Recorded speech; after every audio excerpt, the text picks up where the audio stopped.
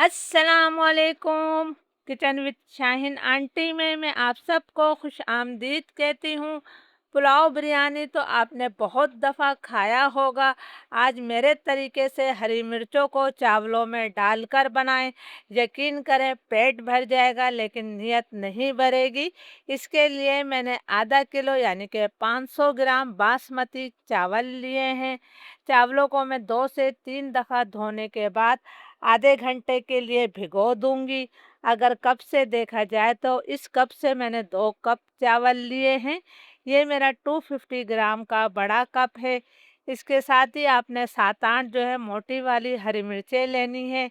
ये हरी मिर्च ज़्यादा तेज़ नहीं होती हैं और इन हरी मिर्चों को मैंने अच्छी तरह से धोने के बाद खुश्क कर लिया है। तो चलिए इस मज़ेदार रेसिपी को बनाना शुरू करते हैं। हरी मिर्च की डंडियों को मैंने हटा दिया है और बीच में इसके कट लगा लिया है। ये मैंने आमचूर पाउडर लिया है यानी कि पिसी खटाई जिसे मैंगो पाउडर भी कहते हैं। तो आपने थोड़ी थोड़ी सी ये पिसी हुई खटाई इन मिर्चों में भर देनी है। अगर आपके पास पिसी हुई खटाई नहीं है तो आप चाट मसाला भी भर सकते हैं। इस तरह इन मिर्चों का जायका बढ़ जाएगा। तमाम मिर्चों में मैंने पिसी हुई खटाई भर ली है। तो चलिए हम चावल पकाना शुरू करते हैं।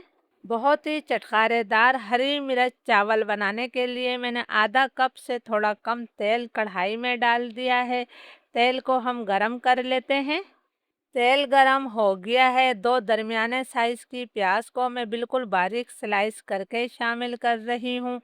प्याज को हम इतनी देर तक फ्राई करेंगे कि इस पर हल्का गोल्डन ब्राउन कलर आ जाए। आपने बहुत ज़्यादा डार्क कलर प्याज को नहीं देना है। तो मैं हल्का गोल्डन कलर आने तक प्याज को फ्राई कर लेती हूँ।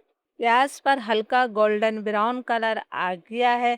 बस आपने इससे ज़्यादा प्याज को फ्राई नहीं करना है। अब मैं इसके अंदर 1 खाने का चम्मच भरकर अदरक लहसुन का पेस्ट शामिल कर रही हूँ। साथ ही हम थोड़ा पानी डाल देते हैं ताकि प्याज हमारी जो है मज़ीद डार्क कलर की ना हो।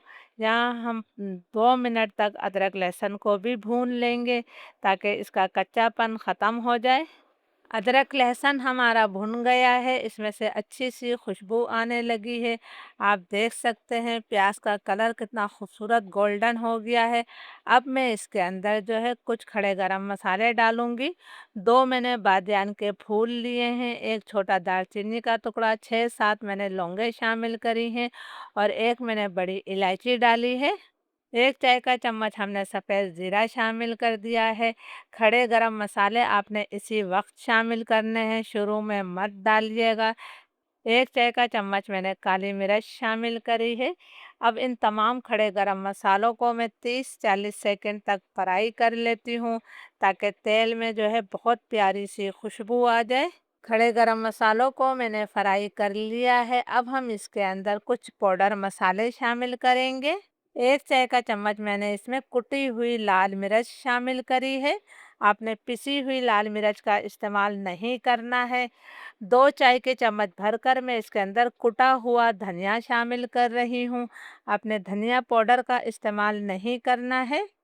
1 चाय का चम्मच में पिसी हुई सौंफ शामिल कर रही हूँ। बहुत ही प्यारी खुशबू और जायका आएगा चावलों में। 1 चाय का चम्मच भरकर मैं इसके अंदर चिकन पाउडर शामिल कर रही हूँ। अगर आपके पास चिकन पाउडर नहीं है तो आप एक चिकन क्यूब का इस्तेमाल भी कर सकते हैं। साथ ही मैंने थोड़ा पानी शामिल कर दिया है ताकि मसाले हमारे जले नहीं। 2-3 मिनट तक हमने इन मसालों की भी अच्छी तरह से भुनाई कर लेनी है। इस आसान सी मज़ेदार रेसिपी को ज़रूर ट्राई कीजिएगा। इंशाल्लाह सबको ये रेसिपी बहुत ज़्यादा पसंद आएगी। मसालों की मैंने 2-3 मिनट तक भुनाई कर ली है। तेल इससे अलग हो गया है। अब मैं इसके अंदर आधा कप यानी कि 100 ग्राम दही को अच्छी तरह से फेंट कर शामिल कर रही हूँ। हमेशा ताज़े दही का इस्तेमाल किया करें। 1 खाने का चम्मच मैं इसके अंदर इमली शामिल कर रही हूँ। इससे भी चावलों में बहुत ही मज़े का जायका आएगा। 2 चाय के चम्मच हम इसके अंदर नमक शामिल कर देते हैं। आप अपने टेस्ट के मुताबिक नमक डाल सकते हैं। अब मैं इसकी मज़ीद इतनी देर तक और भुनाई करूँगी कि दही का पानी खुश्क हो जाए और तेल इससे अलग हो जाए। मसाला हमारा अच्छी तरह से भुन गया है, दही बिल्कुल खुश्क हो गया है पानी इसका, और तेल अलग हो गया है। तो अब हम इसके अंदर चावलों के लिए पानी शामिल करेंगे। मैंने 2 कप चावल लिए थे, इस कप से नाप कर तो मैं इसके अंदर 4 कप पानी शामिल करूँगी, यानी कि हमने चावलों का डबल पानी डाल देना है। अब मैं पानी में उबाल आने का इंतज़ार करूँगी। पानी में उबाल आ गया है तो सबसे पहले मैं नमक चख लेती हूँ। पानी में नमक जो है मामूली सा तेज़ होना चाहिए, तभी आपके चावलों में नमक बिल्कुल ठीक रहेगा। हमारे टेस्ट के मुताबिक नमक इसके अंदर बिल्कुल सही है। अब मैं इसके अंदर भीगे हुए चावल शामिल कर देती हूँ। चावलों को भीगे हुए आधा घंटा हो गया था। इनका तमाम पानी मैंने निकाल दिया है। तमाम चावल मैंने डाल दिए हैं। अब इसे हमने बिल्कुल हल्के हाथों से मिक्स कर लेना है। फ्लेम मेरा हाई है, हाई फ्लेम पर मैं इसे ढककर जो है 5-6 मिनट तक पकाऊंगी, ताकि इसका ज़्यादातर पानी खुश्क हो जाए। जब तक चावल हमारे पक रहे हैं, हम हरी मिर्चों को फ्राई कर लेते हैं। 1 खाने का चम्मच घी मैंने फ्राई पैन में डाला है और घी को मैं गरम कर लेती हूँ। घी गरम हो गया है तो अब मैं इसके अंदर मिर्चें शामिल कर देती हूँ। फ्लेम मेरा लो टू मीडियम है। लो मीडियम फ्लेम पर इन हरी मिर्चों को हम 2 मिनट तक फ्राई करेंगे, ताकि इनका हल्का सा कलर तब्दील हो जाए और मिर्चें हमारी थोड़ी नरम हो जाएं। मिर्चों को फ्राई करते हुए मुझे 2 मिनट हो गए हैं, इनका हल्का सा कलर तब्दील हो गया है। अब इस हरी मिर्च के तड़के को हमने चावलों में डाल देना है। हाई फ्लेम पर चावलों को पकते हुए 5-6 मिनट हो गए हैं। माशाल्लाह बहुत प्यारी इसमें से खुशबू आ रही है, और आप देख सकते हैं कि चावलों का ज़्यादातर पानी खुश्क हो गया है। इसके नीचे में थोड़ा पानी अभी बाकी है, तो एक दफ़ा फिर हमने इसे बिल्कुल हल्के हाथों से मिक्स कर देना है। जल्दी जल्दी आपने चम्मच नहीं चलाना है। अब मैं इसके अंदर फ्राई की हुई हरी मिर्च शामिल करूँगी। ये हम तमाम हरी मिर्चें जो घी का तड़का है उस समेत ही डाल देते हैं, और इन हरी मिर्चों को हमने हल्के हाथों से जो है चावलों में फैला देना है।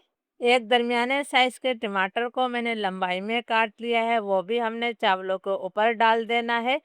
इस तरह चावलों का जायका बढ़ जाएगा और चावल देखने में भी बहुत अच्छे लगेंगे। आपने आखिर में टमाटर को ज़रूर शामिल करना है। ये मैंने टमाटर डाल दिया है। 2 से 3 कतरे मैं इसके अंदर ऑरेंज फूड कलर शामिल कर रही हूँ।